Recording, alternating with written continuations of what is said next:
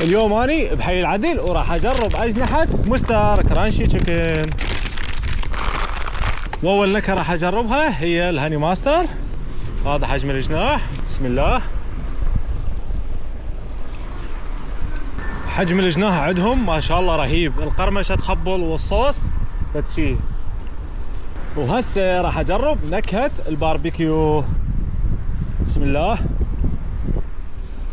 صوص الباربيكيو عندهم رهيب ما شاء الله، وارجع واكرر حجم الاجنحة عندهم خرافي.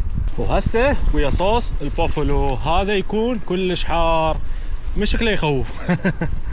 بسم الله. حار نار من اول لقمة تقب الحرارة. اللي يحبون شغلات السبايسي حين راح يعجبهم هذا. بالنسبة لي ما احب السبايسي، بس نجرب عادي. وهسه ويا نكهة السويت تشيلي، يعني فلفل حار وحلو. ولا تتوهمون عبالكم هذا فخذ، لا هذا جناح مستر كرانشي تشيكن.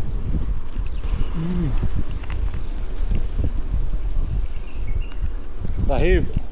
وتقييم هاي الأجنحة 9 من 10. ليش؟ كيفي. بس يا ما شاء الله حجمها كله زين، طعمها طيب، وسعر الوجبة همير مناسب. 6 قطع 5000.